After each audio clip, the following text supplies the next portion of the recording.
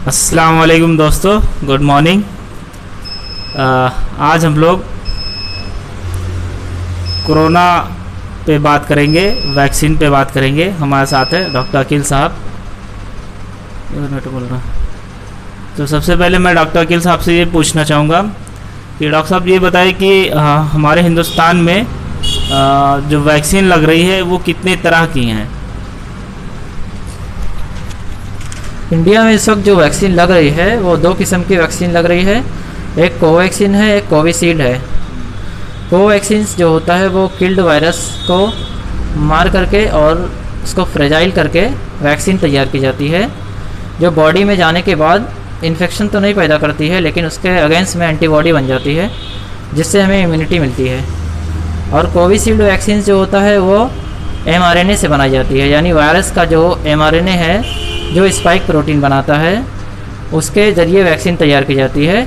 जब बॉडी में इंजेक्ट करते हैं तो एज ए वायरस काम करती है, लेकिन बीमारी नहीं पैदा होती है बल्कि उससे एंटीबॉडी बनती है और इम्यूनिटी प्रोवाइड हो जाती है। दूसरा सवाल मेरा ये है कि ये वैक्सीन कहाँ पे लगाते हैं शरीर में, मतलब हम कहाँ पे लगाया जाता है और इसके कितने डोज होते हैं और कब कब दिए जाते हैं, इसके बारे में ज़रा हमें बताएं। वैक्सीन जो इंट्रामस्कुलर लगाई जाती है डेल्टॉइड मसल्स पे, और इसका जो डोज है 0.5 ml पहला डोज होता है, और 28 दिन के बाद इसका बूस्टर डोज यानी सेकेंड डोज लगता है, वो भी 0.5 ml होता है। दोनों वैक्सीन्स, कोवैक्सीन और कोविशील्ड। लेकिन दोनों में फ़र्क ये है कि कोवैक्सीन जो रहता है उसकी इफिकेसी ज़्यादा होती है, यानी कि वो करीब 80% तक लोगों को इम्यून कर सकती है, जबकि कोविशील्ड वैक्सीन्स 40 से 60% तक इम्यून कर सकती है। और वैक्सीन्स लगाने के बाद ज़रूरी नहीं कि दोबारा इस इन्फेक्शंस ना हो, उसके इफिकेसी के हिसाब से इन्फेक्शन दोबारा भी हो सकता है।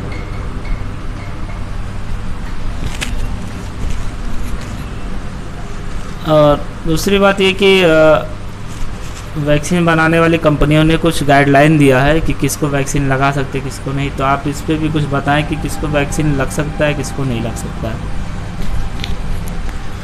सबसे पहले मैं डिस्कस करूंगा कि किसको वैक्सीन्स नहीं लगाना है।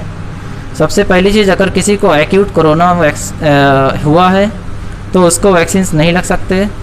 इसके अलावा जो इंसान पहले से बीमार पड़ चुका है और प्लाज्मा ले चुका है उसको वैक्सीन्स नहीं लगाएंगे। दूसरी चीज़, अगर कोई क्रोनिक इलनेस बहुत ज़्यादा है उसको तो वैक्सीन नहीं लगाएंगे। चौथी चीज़, अगर किसी को हेपेरिन्स वगैरह चालू है तो उसको भी वैक्सीन्स लगाना मना है। और बच्चों के अंदर भी वैक्सीन्स नहीं लगाएंगे। ये वैक्सीन जो है वो 18 साल के ऊपर वाले को ही लगा सकते हैं।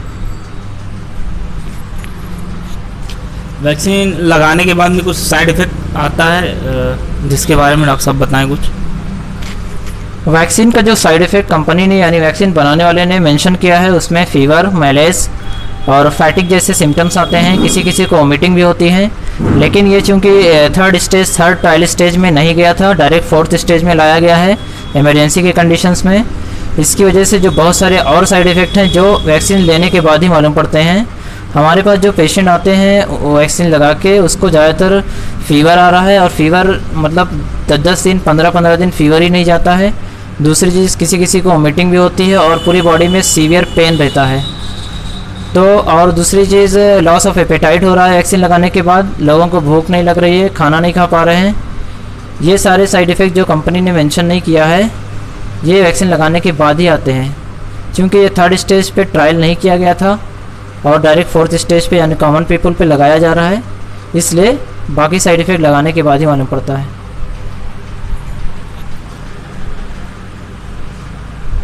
वैक्सीन को मतलब किस टेम्परेचर पे स्टोर किया जाता है, हम इसको कितने वक्त तक बाहर स्टोरेज से बाहर निकाल के रख सकते हैं, कुछ इसके बारे में बताइए। वैक्सीन को 2 से 8 डिग्री सेल्सियस पे स्टोर करते हैं, और अगर वैक्सीन स्टोरेज से निकाला गया है तो ज़्यादा से ज़्यादा 6 घंटे तक बाहर रख सकते हैं। अगर 6 घंटे से ज़्यादा हो गया तो वैक्सीन ख़राब हो जाता है, फिर उसको नहीं लगा सकते। दूसरी चीज़, वैक्सीन जो मैन्युफैक्चर हुआ है उसके 6 महीने तक ही काम करता है, उससे अगर ऊपर हो गया है तो उसको नहीं लगाएंगे, क्योंकि वो काम नहीं करेगा। जी डॉक्टर साहब, ये भी बताइए कि अगर किसी को कोविड पॉजिटिव आ गया तो क्या उस दौरान भी लगाया जा सकता है वैक्सीन? अगर कोई पेशेंट कोविड पॉजिटिव है और उसके बाद ठीक हो गया है तो भी ये वैक्सीन्स लगा सकते हैं, क्योंकि आमतौर से देखा गया है कि कोरोना वायरस जिसको होता है ठीक होने के बाद उसकी जो एंटीबॉडी बॉडी में बनी है वो कुछ दिनों के बाद गायब हो जाती है, लेकिन वैक्सीन लेने के बाद जो एंटीबॉडी बनती है करीब 3 से 4 महीने तक रहती है। तो जिसको कोरोना हुआ है और जिसको नहीं हुआ है सबके लिए ये वैक्सीन लगाना ज़रूरी है, ताकि अच्छी तरह से एंटीबॉडी बने और सारे लोग इम्यून हो जाएं।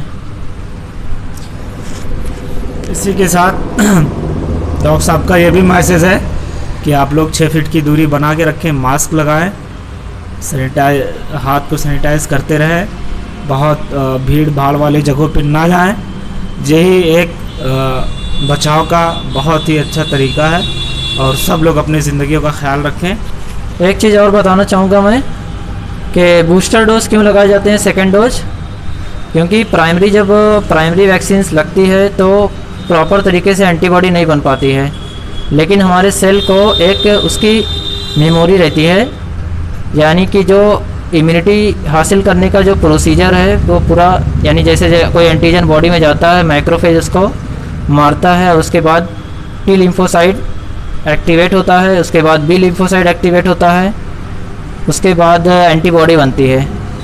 तो पहले डोज जब हम देते हैं ये सारे प्रोसीजर से गुजरते हुए एंटीबॉडी बनती है, लेकिन प्रॉपर तरीके से नहीं बन पाती है। तो सेकेंड डोज इसीलिए दिया जाता है। सेकेंड डोज देने के बाद पहले से हमारी बॉडी उसे पहचान लेती है और डायरेक्ट वो पूरे प्रोसीजर्स के बिना ही डायरेक्ट एंटीबॉडी बनाने लगती है, इसीलिए सेकेंड डोज दिया जाता है। और फ्यूचर में थर्ड डोज आने की भी संभावना है, यानी कि बूस्टर डोज भी लग सकते हैं, क्योंकि 3 से 4 महीने के बीच में एंटीबॉडी जो IgM IgG जो बना हुआ है वो गायब हो जाता है।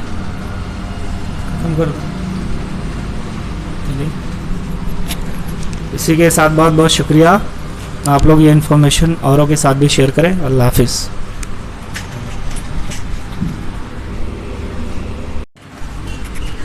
इसके अलावा एक बात और बताना चाह रहा हूँ मैं कि कुछ लोगों का कहना है कि जो डायबिटिक पेशेंट है या हाइपरटेंसिव पेशेंट है उनको लगवाना चाहिए कि नहीं लगवाना चाहिए।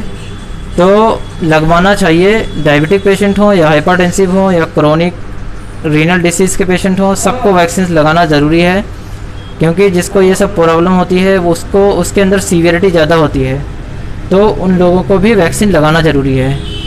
अस्सलाम वालेकुम।